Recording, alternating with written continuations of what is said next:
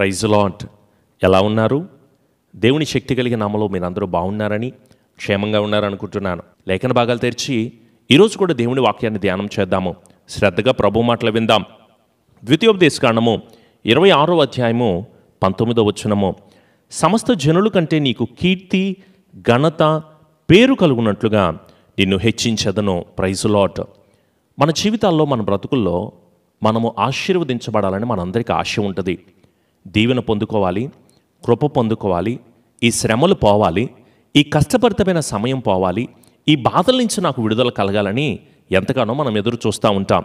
కానీ ఎంత ప్రార్థన చేసినా, ఎంత వాక్యం చదివినా, ఎంత ఆరాధన చేసినా, ఎన్నిసార్లు వాక్యాలు విన్నా, ఎంత సమయం దేవునిలో గడిపినా సరే, ఎక్కడికి వెళ్ళి నేను అనేక మందిరాలు దర్శించినా, అనేక మాటలు విన్నా సరే, ఎందుకు నేను కీర్తిని పొందుకోలేకపోతున్నా, ఎందుకు ఘనత నాకు కలగట్లేదు, ఎందుకు ఆశీర్వాదాన్ని పొందుకోవట్లేదు అని నువ్వెందుకు అంత బాధపడుతున్నావు? ఎందుకు కృంగిన స్థితిలో ఉంటున్నావు? అందుకే ప్రభు మాట్లాడుతున్నారు, మనం బాధపడాల్సిన అవసరం లేదు. చదువుకుంటున్న బిడ్డలారా, దేవుడు మీకు మంచి ఉద్యోగాన్ని అనుగ్రహిస్తారు. నువ్వు భయపడాల్సిన అవసరం లేదు. మాట చెప్తున్నది నేను కాదు, దేవుడే మనను ఆశీర్వదిస్తానని మాట్లాడుతున్నారు. నిన్ను దీవిస్తానని మాట్లాడుతున్నారు. నీకు కీర్తినిస్తాను, ఘనతనిస్తాను, మంచి పేరునిస్తాను, నువ్వు ఉన్నతమైన స్థితిలోకి వెళ్తామని ప్రభువే మాట్లాడుతున్నారు. వివాహాల కోసం ఎదురు చూస్తున్న బిడ్డలారా, దేవుడు ఒక మంచి వివాహాన్ని మీకు అనుగ్రహిస్తారు. మీ కుటుంబంలో గొడవలు, కొట్లాటలు, సమస్యలు, శోధనలు ఇక మీదట ఏమాత్రము కూడా ఉండవు. జాబ్ కోసం ఎదురు చూస్తున్న బిడ్డలారా, అందరికంటే అత్యున్నతమైన జాబ్ని దేవుడు మీ బ్రతుకులో, మీ జీవితాల్లో అనుగ్రహిస్తారు. నువ్వు బాధపడాల్సిన అవసరం లేదు. నీ సమస్యలు పోతే, నీ కష్టాలు పోతే, నీ నష్టాలు పోతే, నీ శ్రమలు పోతే, నిన్ను ఆశీర్వదించేది మనుషులు కాదు. మనుషులు నమ్ముకున్నట్టు కంటే ఆయన ఆశ్రయించుట మేలు. రాజులను, అధికారులను, అధిపతులను ఎవరు నన్ను దీవిస్తారు అని ఎదురు చూసేదానికంటే దేవుడే నన్ను దీవిస్తాడు. నా బిడ్డల పట్ల కార్యాలు జరిగించేది ఆయనే, నా భర్తను మార్చేది ఆయనే, నా కుటుంబాన్ని క్షేమభరితమైన స్థితిలో నిలబెట్టేది ఆయనే. అప్పుల బాధ నుంచి, రోగాల బాధ నుంచి, సమస్యల బాధ నుంచి, వేదనకరమైన పరిస్థితుల నుంచి, నా కుటుంబం పట్టి బీడిస్తున్న దురాత్మ శక్తుల నుంచి విడుదల కలుగు చేసేది మాత్రం దేవుడే, మనుషులు కాదు. మనుషులు ఆశీర్వదించలేరు. మనుషులు అనేక రకాలైన మాటలు మాట్లాడతారేమో, కానీ దేవుడు మనకు కీర్తిని ఇస్తా అంటున్నప్పుడు, ఆశీర్వాదాన్ని ఇస్తా అంటున్నప్పుడు, ఘనతని ఇస్తా అంటున్నప్పుడు, గొప్ప పేరుని ఇస్తా అంటున్నప్పుడు, మేలుల చేత నిన్ను నడిపిస్తానంటున్నప్పుడు మనుషుల వైపు చూడబాక ఇప్పటికైనా దేవుని వైపుకు తిరిగి నేను చెప్తున్న కొన్ని ప్రత్యేకమైన విషయాలు, అంశాలను కనుక మనం నేర్చుకోగలిగితే కృప పొందుకుంటాం. మీరందరూ కూడా, మనమందరం కూడా, పాస్టర్ గారు మీరు చెప్తుంది బాగానే ఉంది, వాక్యం కూడా బాగానే చెప్తుంది, సమస్త జనుల కంటే నేను, నా కుటుంబం దీవించబడతామా, మేలుల చేత మేము నింపబడతామా, ప్రతిష్ఠిత జనముగా మేము మార్చబడతామా, మా బ్రతుకులో ఘనత కలుగుతుందా, మమ్మల్ని కూడా దేవుడు ఆశీర్వాదకరంగా నిలబెడతాడా అంటే కొన్ని విషయాలు నువ్వు చేస్తే తప్పకుండా దీవించబడతావు. ప్రభు ఏం చెప్పారు? దేవుడు నీకు ఇచ్చిన సమయాన్ని దేవుని కోసం ఉపయోగించమన్నారా లేదా? మనకేమో సంపాదించుకోవడానికి టైం ఉంది, ఇల్లు కట్టుకోవడానికి కూడా టైం ఉంది, తినడానికి, తాగడానికి, లోకంలో జీవించడానికి, పాపం చేయడానికి, సంతోషంగా ఉండడానికి, ఈ లోకంలో ఎంజాయ్ చేయడానికి మనకి చాలా టైం ఉంది. కానీ దేవుని పని చేయడానికి మాత్రం మనకు సమయం లేదు. ఇది మనకు అసలు న్యాయమేనా? మనల్ని కలుగు చేసిన దేవునికి మనం సమయం ఇవ్వకపోవడం న్యాయమేనా? నీవు కృప పొందుకోవాలంటే, దీవెన పొందుకోవాలి అంటే దావీదు అంటున్నట్లుగా, దేవా నీ మందిర ఆలయంలో ఉండాలన్నా నాకు ఆశ అంటాడు. చిరకాలం యెహోవా మందిరంలో నేను నివాసం చేయాలని నా హృదయంలో ఎంత ఆశపడుతున్నా అంటాడు. మరి మనకేమో కొద్దిసేపు ప్రార్థన చేయడానికి కూడా సమయం ఉండదు. నేను చాలా బిజీ అని చెప్తా ఉంటావు. దయచేసి నువ్వు బిజీ అంటున్నావేమో, ఒకసారి ఆలోచించుకో. సమస్తమును నీకు ఇచ్చినది, ఈ సమయాన్ని ఇచ్చింది, జాబ్ ఇచ్చింది, ఈ పనిని ఇచ్చింది దేవుడు కాదా? ఎందుకు సమయాన్ని వేస్ట్ చేస్తున్నావు? ఆ సెల్ ఫోన్ పట్టుకుని, ఆ ఫోన్ని, స్క్రీన్ని ఆ ఒత్తుతా, ఆ పైకి నీ ఫింగర్ ప్రింట్ అరిగిపోయేలాగా ఒత్తుతా సమయాన్ని వేస్ట్ చేసుకుంటున్నావు. ఆ టీవీలు చూస్తున్నావు, సినిమాలు చూస్తున్నావు, వ్యర్థమైన మాటలు మాట్లాడుతున్నావు. ఈ మాటలతోనే కదా నీ బ్రతుకు నువ్వు పాడు చేసేసుకుంటుంది, నాశనం చేసేసుకుంటుంది. దయచేసి మీరు, సమయం కొద్దిగా ఉంది, సాతాను గడికి తెలిసింది నీకు తెలియట్లేదు. సమయం చాలా కొద్దిగా ఉందండి. అందుకని దేవునికి లోబడే బిడ్డలుగా ఉందాం, సమయాన్ని సద్వినియోగం చేసుకుందాం, ప్రతి సమయంలో దేవుని పని చేయడానికి తీర్మానం చేసుకుందాం. అందుకే ఇర్మియా అంటాడు కదా, దేవుని కార్యంలో అశ్రద్ధగా చేయవాడు ఏమవుతాడంట? శాపగ్రస్తుడు అయిపోతాడంట. మీరు శాపగ్రస్తమైన బ్రతుకులో ఉండకూడదని మరొకసారి సేవకునిగా చెప్తున్నాను. నీ టైంని వేస్ట్ చేసుకోవద్దు. యవనస్తులారా, మీ టైంను వృధా చేసుకోవద్దు. ప్రతి ఒక్కరూ కూడా సమయాన్ని సద్వినియోగం చేసుకోవాలి. అజ్ఞానమైన బ్రతుకులో మనం ఉండకూడదు, జ్ఞానము కలిగిన బిడ్డలుగా ఉండాలి. అలా దీవించబడాలి అంటే, అలా ఆశీర్వదించబడాలంటే మన సమయాన్ని దేవుని కొరకు ఇచ్చేవారిగా ఉండాలి. ఇలా అయితే కృప పొందుకుంటాం. రెండో విషయం, మన ధనాన్ని కూడా దేవునికి మనం ఇవ్వాలి. మనకి ఇల్లు కట్టుకోవడానికి డబ్బు ఉంది మన దగ్గర, ఇంట్లో అవసరాలు తీర్చుకోవడానికి కూడా డబ్బు ఉంది, ధనాన్ని ఉపయోగించుకుంటాం.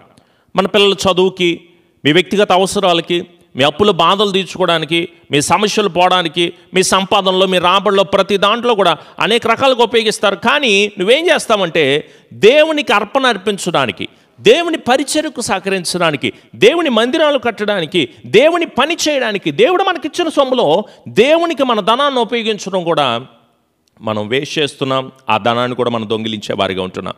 ఇది మనకు అసలు న్యాయమేనా? మనం ఆశీర్వాదాన్ని అసలు పొందుకోగలమా? ఇంతకుముందు పూర్వీకులంట వారి స్థిర చరాస్తులమ్మి దేవుని పరిచర్య సహకరించారు. మనం ఇచ్చేది మందిరానికి కాదు, మనం ఇచ్చేది పాస్టర్ కాదు, దేవుని పని నిమిత్తం. వాళ్ళు తీసుకున్న తర్వాత వాళ్ళు ఏం చేస్తారనేది వాళ్ళు దేవుని దగ్గర లెక్క అప్పగించాలి. కానీ మన ధనాన్ని మాత్రం దేవుని పరిచర్య కొరకు మనం ఉపయోగించుకోవాలి. ధనమును అపోస్తుల పాదాల యొద్ద వాళ్ళు పెట్టారంట. ఆయన ఏమన్నారో తెలుసా? నేను దప్పికొని ఉన్నాను, నా దాహాన్ని నువ్వు తీర్చావా అని అడిగారు ఆయన. నేను ఆకలి కొని ఉన్నాను, నా ఆకలి నువ్వు తీర్చావా అన్నారు ఆయన. నేను వస్త్రహీనునై ఉంటున్నప్పుడు నీవు నాకు వస్త్రాలు ఇచ్చావా అన్నారు. శిష్యులతో మాట్లాడుతున్నప్పుడు ఆయన చెప్పిన మాట, ప్రభువా మేమెప్పుడు, వీళ్ళు మా దగ్గరికి ఎప్పుడు వచ్చారంటే ఈ నా సహోదరులో ఒకరికి చేస్తే అది నాకు చేసినట్టే అన్నాడు కదా. మన కళ్ళ ముందు అనేక మంది కనపడుతున్నారు కదండి. మన కళ్ళ ముందు అనేక మంది సేవకులు కనపడుతున్నారు, అనేక మంది వస్త్రహీనులు కనపడుతున్నారు, అనేక మంది బలహీనులు కనపడుతున్నారు. వారిని మరి మనం ఆదరిస్తున్నామా? అసలు వారిని మనం ప్రేమిస్తున్నామా? మనం కృప ఎలా పొందుకుంటాం చెప్పండి? మనం దీవెన ఎలా పొందుకుంటాం? మనం ఆశీర్వాదాన్ని ఎలా పొందుకుంటాం? మిమ్మల్ని అడుగుతున్నాను. దేవుని కృప పొందుకోవాలంటే, దీవెన పొందుకోవాలి అంటే మన ధనాన్ని దేవుని కోసం ఇవ్వాల్సిన అవసరం మనకి లేదా? చివరిగా మనకున్న తలాంతులను దేవుని కోసం ఉపయోగించాలి. పాటలు పాడమంటే ఎందుకు సిగ్గుపడుతున్నావు? ప్రార్థన చేయమంటే ఎందుకు భయపడుతున్నావు?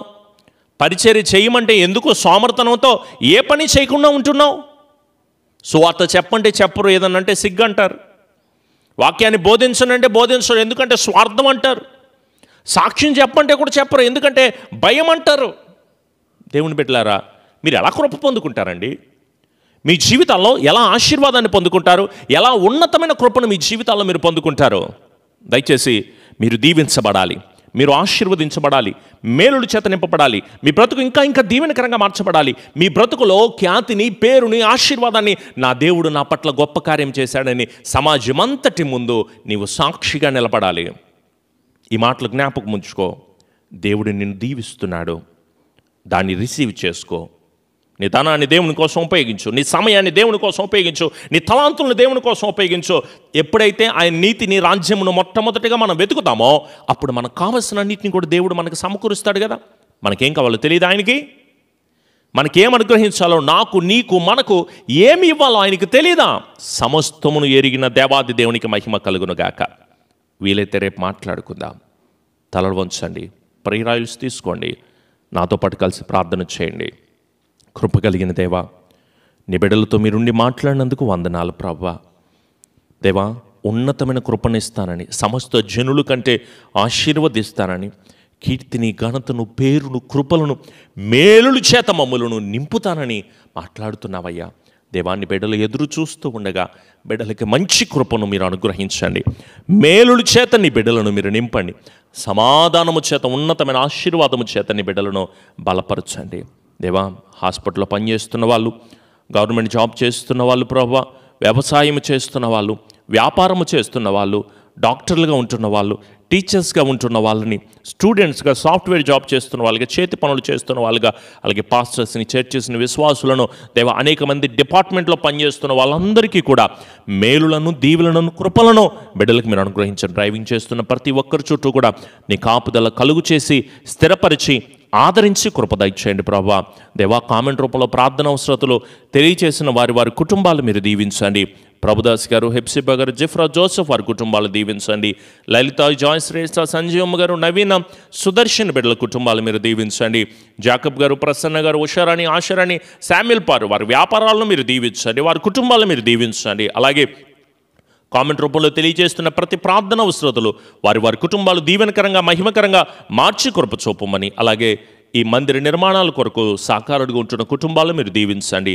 ప్రేరేపించి కాపుదలిచ్చి క్షేమాభివృద్ధిని కలుగు చేసి స్థిరపరిచి బలమును దయచేయమని మా ప్రియ రక్షకుడైన యేసు నామములో అడుగుచున్నాము తండ్రి, ఆమెన్. అందరం ఆమెన్ చెప్దాం. ఆమెన్.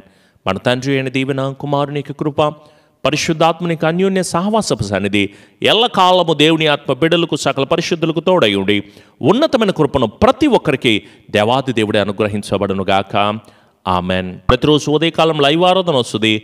తప్పకుండా ప్రార్థనలో ఏకీభవించండి. దేవుడు మిమ్మును మీ కుటుంబాలను సమృద్ధిగా అత్యున్నతమైన ఆశీర్వాదముతో దేవాది దేవుడు మిమ్మల్ని నింపి కృప కలుగు చేయబడునుగాక. ఆమెన్.